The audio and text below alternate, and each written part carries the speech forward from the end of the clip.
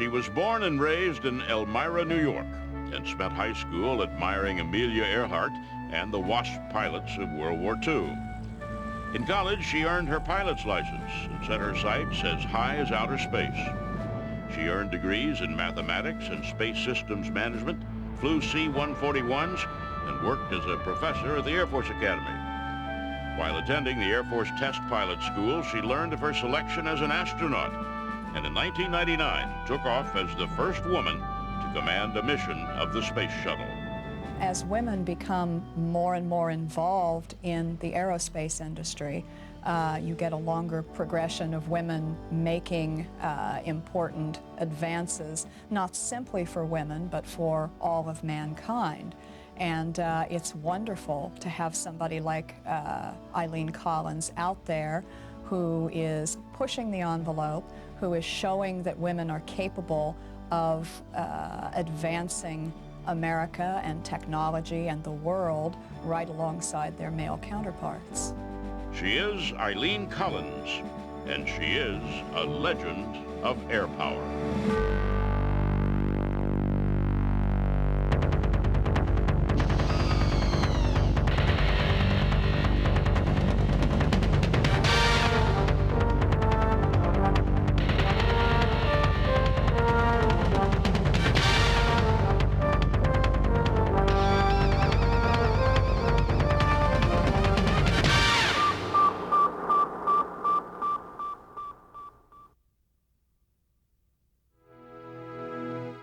Eileen Marie Collins was born November 19, 1956 in Elmira, New York.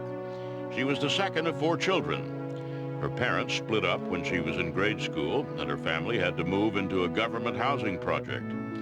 Collins' mother, Rose Marie, worked at a juvenile detention facility, and sometimes food stamps filled the gap between her earnings and the cost of raising 4 children. When I was a child of age 7 through age 12, I went to summer camp, and the summer camp was close to a glider field.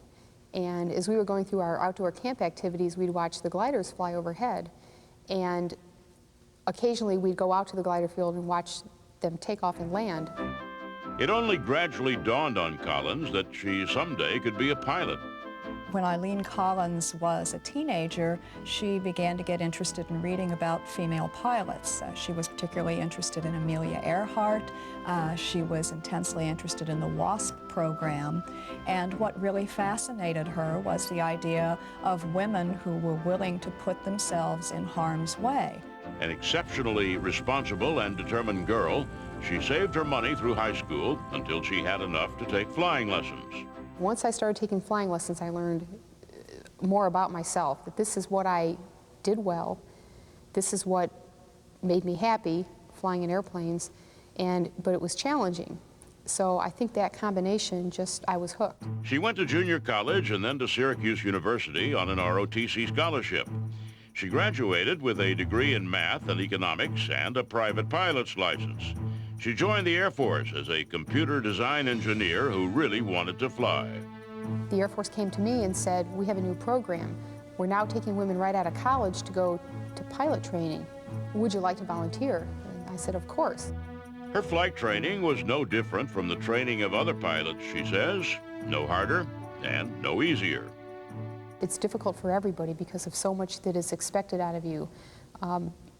The studying, the operating in a very high-stress environment, flying with a helmet and a parachute, you're breathing off of an oxygen mask, you're out pulling G's and doing acrobatics, you have an instructor sitting next to you that you think his only goal in life is to wash you out of the program. While she was in flight training, NASA selected its first women mission specialists. They trained, by coincidence, at Vance Air Force Base in Oklahoma, where Collins was training. I never got a chance to meet them, but I read the articles about them, I knew they were coming. And I thought, hey, I'm in pilot training right now. NASA's hiring women. That's what I want to do. With her goal firmly in sight, she planned her career the way NASA plans a mission. She knew what she would have to do to meet the eligibility requirements, including 1,000 hours in high-performance jets and graduation from the test pilot school at Edwards Air Force Base. She knew that she would have to be excellent at everything she did. Her first step was high-performance flight. At the time, women were not eligible to fly combat fighters, so she instead applied for and was assigned as a T-38 instructor. The T-38, while not technically a fighter, is a supersonic, high-performance jet. From T-38, she went on to fly and command C-141s.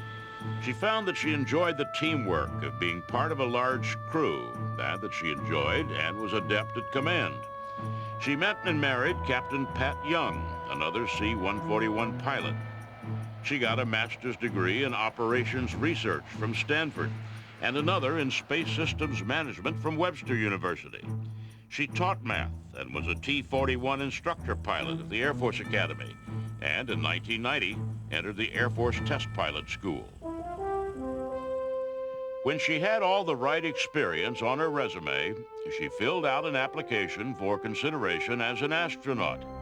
She did it quietly, telling few in the Air Force and no one in her family. She was at Edwards when she got the call.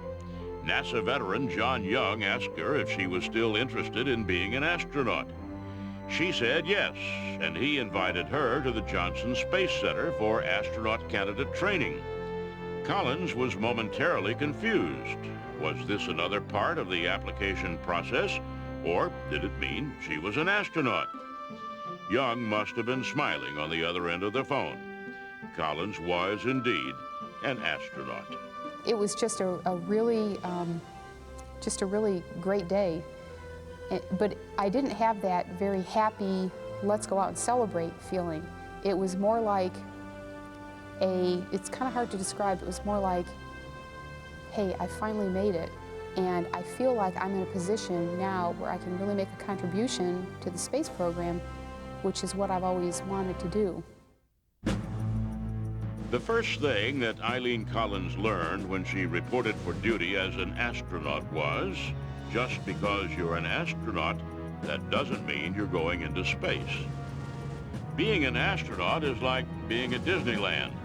You spend a lot of time waiting in line or a relatively short ride. The crew flies. Everyone else pitches in. Collins served in a succession of roles, starting with orbiting engineering support. She helped get other astronauts in and out of the shuttle, ran communications between the ground and the shuttle crew, and helped with the final inspections of the spacecraft before flight.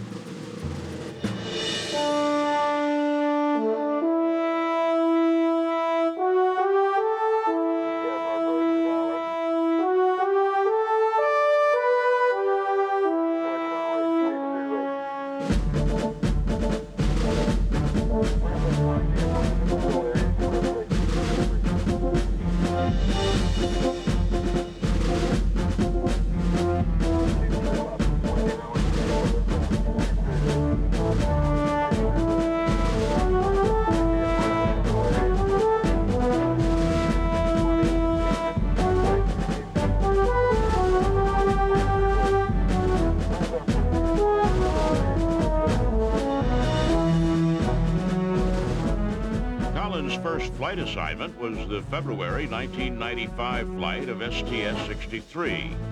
Collins trained to pilot the craft. Flying a spacecraft is, of course, considerably different from flying a conventional airplane. Aircraft require nearly constant inputs, slight corrections to keep the plane moving in the right direction. Orbital maneuvering is dependent on short, discrete thruster fires that have an effect only over time. Getting those burns right was critical on Collins' first mission, because two of the major tasks of STS-63 involved extensive maneuvering: a rendezvous with the Russian space station Mir, and the launch and retrieval of the Spartan 204, a small science satellite. 3, 2, 1, and liftoff of Space Shuttle Discovery on a mission to prepare for the next era of world cooperation in space. Hello, program Houston. Roger, roll, Discovery. Houston is now controlling Discovery on its 20th trip to space. Discovery rolling on course for an orbit with the Mir space station. Mir currently half a world away above the Indian Ocean. NASA goes into space for scientific research and to explore, and that's really our charter. That's what we do. But in that process, the individuals that carry out that policy, the astronauts, go through a very human experience that I think everybody changes, maybe some just a little bit and some more, but it's just an absolutely wonderful experience. Collins' schedule aboard the shuttle was a busy one. She and mission commander James Weatherby spent the early part of the flight nudging the shuttle into different positions relative to the sun to heat certain parts of the craft in an effort to seal some tiny leaks in the shuttle's thrusters that might have prevented a close approach with Mir. The tactic worked. On the fourth day, she turned the shuttle to just the right attitude to deploy the Spartan satellite, all the while subtly correcting the shuttle's orbit to keep it moving closer and closer to the Mir.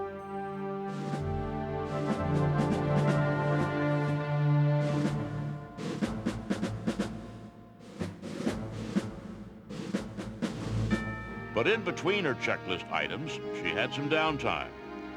When she had a chance, she looked out the window of the shuttle and considered the experience she and the other astronauts were having.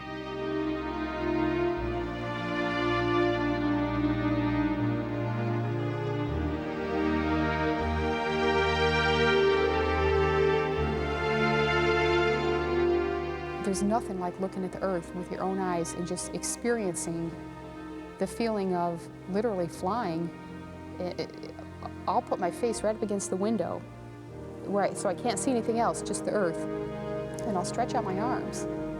And it feels like you're a person by yourself just flying over the Earth. She eased the space shuttle to within 30 feet of Mir without disturbing the fragile space station. She then backed off and flew a circle around it. It was all very by the book, and at the same time joyful in a way that the hyper-engineered world of NASA is seldom outwardly joyful. Here, Discovery. Discovery for Belocha. Ships closer together. We are bringing our nations closer together. The next time we approach, we will shake your hand, and together we will lead our world into the next millennium. Jak my splizili nasi kosmические корабли, tak my splizili nasi naci. Следующий раз, когда мы встретимся, мы пожмем. As you fly the shuttle around the Earth, you're going at 18,000 feet per second. It takes 90 minutes to go around the Earth, and in 90 minutes, I mean, how many billions of people do you fly over down there on the surface of the Earth? It's just mind-boggling. 6 days into the flight, she eased the shuttle into position to recover the Spartan satellite. The recovery went perfectly. She spent the last day of the flight preparing for landing, checking the flaps and controls just like any other pilot, getting everything in shape to come back down into the atmosphere and glide down to the Earth, just like the gliders she had watched from her summer camp so many years before. The crew accomplished everything it set out to accomplish, and the pilot, a quiet girl who had surprised her friends and family by becoming an astronaut, flew a nearly perfect mission. She had improvised effectively when it was called for, and flown all her exacting maneuvers in exactly the way the mission plan required. She returned from outer space a proven astronaut. She also returned a changed human being. No one has ever come back from space and decided they'd never like to return to orbit. Eileen Collins was no different. And when she finished her first flight, she did what astronauts do. She got back in line for another mission. NASA expected that. What NASA did not expect was an astronaut walking in one day and announcing she was pregnant. Astronauts historically have not spent a lot of time pregnant. With a couple of classes of female astronauts, however, it was something NASA was having to get used to. And by all reports, NASA did pretty well with it. In 1996, Collins gave birth to a daughter, and then she went back to work at NASA, an astronaut and a mother. I would say that being a mother and being an astronaut certainly is compatible. I'll never say it's easy, but I would say it's compatible and it's doable. And I think I have the two greatest jobs in the world, being a mom and being an astronaut. Collins' second shuttle flight was STS-84. For NASA, the flight was significant because it was the 6th time the shuttle had docked with the Mir. For Collins, it was significant because she actually got to go aboard the space station.